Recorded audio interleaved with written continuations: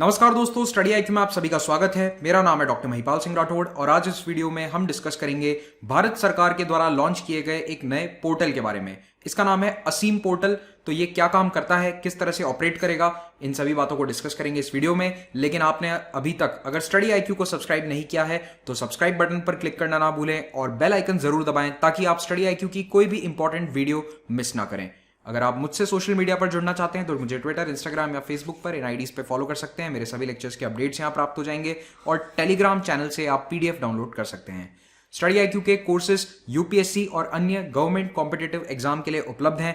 ये कोर्सेज आपको मिलेंगे हमारी ऐप पर। तो गूगल प्ले स्टोर से स्टडी आईक्यू ऐप को डाउनलोड कीजिए और इस स्मार्ट कोर्स को आप देखिए, जिसमें न केवल एक वीडियो क्लास है बल्कि अन्य कई फीचर्स शामिल हैं।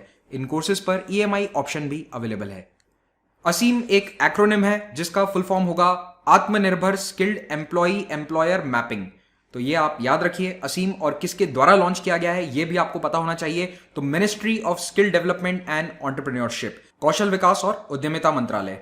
इस पोर्टल का लक्ष्य यह है कि जो व्यक्ति स्किल्ड है और जिसकी जॉब जा चुकी है कोविड-19 पैंडेमिक में, वो फिर से नौकरी ढूंढ सके। स्किल डेवलपमेंट मिनिस्ट्री एक और बहुत बड़ा प्रोग्राम चलाती है जिसका नाम है स्किल इंडिया मिशन। ये मिशन 2015 में शुरू किया गया था 15 जुलाई को, जो कौशल दिवस भी होता है। वर्ल्ड स्किल्स डे होता है 15 जुलाई को और इस प्रोग्राम के भी 5 साल पूरे हो चुके हैं। 2015 में लॉन्च किया गया था और पहले स्किल डेवलपमेंट का कोई अलग मंत्रालय नहीं था। ये ministry of labour and employment के अधीन आता था। लेकिन 2014 में इसे एक अलग मंत्रालय बनाया गया और इंडस्ट्रियल ट्रेनिंग, अप्रेंटिसशिप और स्किल डेवलपमेंट से जुड़ी हुई जितनी भी जिम्मेदारियां हैं वो लेबर मिनिस्ट्री से एमएसडीई को ट्रांसफर कर दी गई। इस मंत्रालय के इस वक्त इंचार्ज हैं डॉक्टर महेंद्र नाथ पांडे। तो ये हैं मंत्री स्किल डेवलपमेंट के और इसी स्किल डेवलपमेंट मिनिस्ट्री ने एक नया प्रोग्राम लॉन्च किया है, असीम पोर्टल। ये लॉन्च किया गया था 10 जुलाई को। लेकिन इस पोर्टल को डायरेक्टली मंत्रालय हैंडल नहीं करता है। मंत्रालय के अधीन एक नेशनल स्किल डेवलपमेंट कॉर्पोरेशन का गठन किया गया था, एनएसडीसी। ये वैसे 2008 में ही बना दिया गया था, तो ये स्किल डेवलपमेंट मिनिस्ट्री से पुराना है।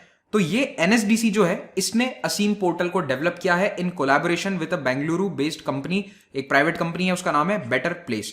तो दोनों नाम याद रखिएगा, बेटर प्लेस कंपनी का नाम है और एनएसडीसी, इन दोनों ने मिलकर इस पोर्टल को तैयार किया है। डायरेक्टली इस तरह के क्वेश्चंस पूछे जाते हैं एसएससी, सीजीएल और अन्य कई एग्जाम्स में।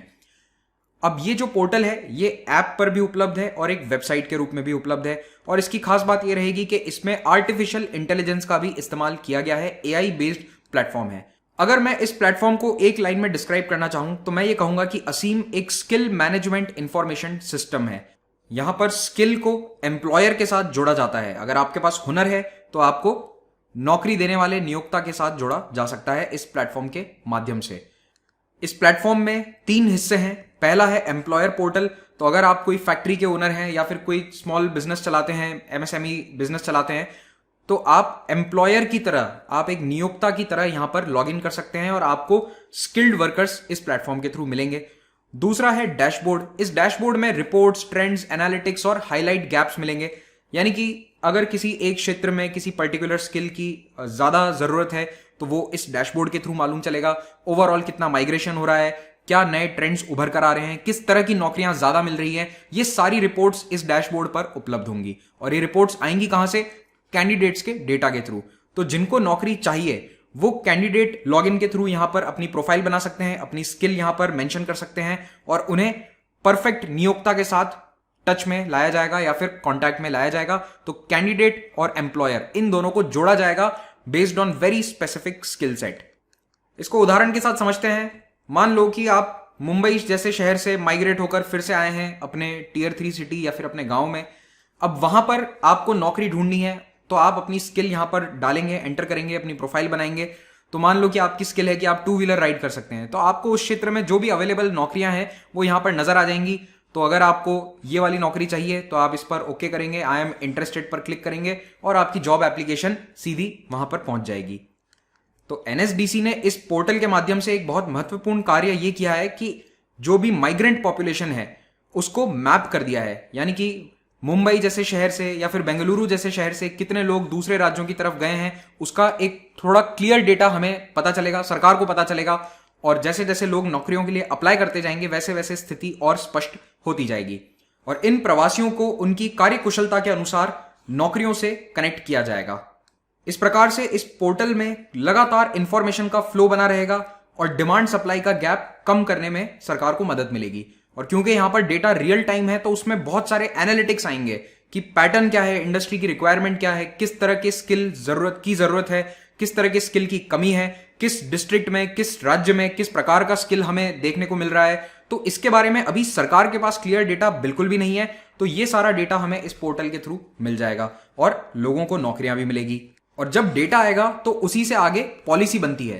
तो अगर सरकार को पता चलता है कि मान लो बिहार में बहुत सारे ऐसे लोग हैं जिनकी स्किल है अकाउंटिंग, तो सरकार अकाउंटिंग बेस्ड जॉब्स को वहां पर इंक्रीज कर सकती है या फिर उसके लिए किसी कंपनी को इन्वॉल्व कर सकती है जो अकाउंटिंग बेस्ड जॉब्स को बिहार में लेकर आए या शिफ्ट करे अपने ऑफिसेस। तो इस तरह से पॉलिसी फ्रेम करी जाती है बेस्ड ऑन डेटा। और ना केवल सरकार बल्कि इंडिविजुअल इंडस्ट्रीज भी हैं, वो भी अपनी हायरिंग पॉलिसीज को बदल सकती हैं बेस्ड ऑन द डेटा। अगर उन्हें लगता है कि हमें जो स्किल चाहिए वो उस डिस्ट्रिक्ट में नहीं मिल रहा है तो वो अपने ऑफिसेस को शिफ्ट भी कर सकते हैं। दूसरी ओर कामगारों को भी ये मदद मिलेगी कि उन्हें अपने क्षेत्र में, अपने राज्य में ये मालूम चलेगा कि किस प्रकार की स्किल्स की आवश्यकता है इंडस्ट्री को, और वो उस स्किल को लर्न कर सकते हैं, सीख सकते हैं, ताकि उन्हें जल्द से जल्द नौकरी मिल जाए और बेहतर करियर पाथ वो अपना बना सकें। इस पूरे प्रोसेस से भारत की जो इकोनॉमिक रिकवरी है उसमें तेजी लाई जाएगी। असीम पोर्टल में एक और इंपॉर्टेंट बात यह है कि इसमें डेटा को इंटीग्रेट किया गया है दूसरी जगहों से भी। तो इतने सालों से सरकार कई तरह की स्कीम्स चला रही है, प्रधानमंत्री Kaushal Vikas Yojana, national urban livelihood mission, Deendayal Upadhyaya Grameen Kaushalya योजना, इन सभी के डेटा को भी असीम पोर्टल में इंटीग्रेट किया जाएगा ताकि हम पुराने डेटा का भी इस्तेमाल कर सकें। और साथ ही साथ जो अभी प्रवासियों का डेटा है वो भी इसमें आएगा। और याद रखिए, प्रवासी केवल भारत में एक राज्य से दूसरे राज्य ही नहीं बल्कि दूसरे देश से भारत भी आए हैं। तो वंदे भारत मिशन में कई लोग भारत आए, उन्होंने स्वदेश स्किल कार्ड को फिलअप किया था कि हमें यहां पर नौकरी चाहिए, उनका डेटा भी इस पोर्टल में इंटीग्रेट किया जाएगा ताकि उन्हें भी जल्द से जल्द नौकरियां मिल सकें। तो ये तो थी बात असीम पोर्टल की। जाते जाते एक छोटा सा और अपडेट है इसी मंत्रालय का, तो सोचा वो भी यहीं पर ऐड कर देते हैं। तो मिनिस्ट्री ऑफ स्किल डेवलपमेंट और एंटरप्रेन्योरशिप ने IBM कंपनी के साथ मिलकर एक नया डिजिटल लर्निंग प्लेटफॉर्म बनाया है। और इस प्लेटफॉर्म पर किस प्रकार की लर्निंग होगी? स्किल्स की, यानी कि स्किल्स के लिए ऑनलाइन क्लासेस होंगी। इस प्लेटफॉर्म का नाम है स्किल्स बिल्ड री इग्नाइट। इसी के साथ ये लेक्चर समाप्त होता है। Thank you very much for watching this. Have a great day.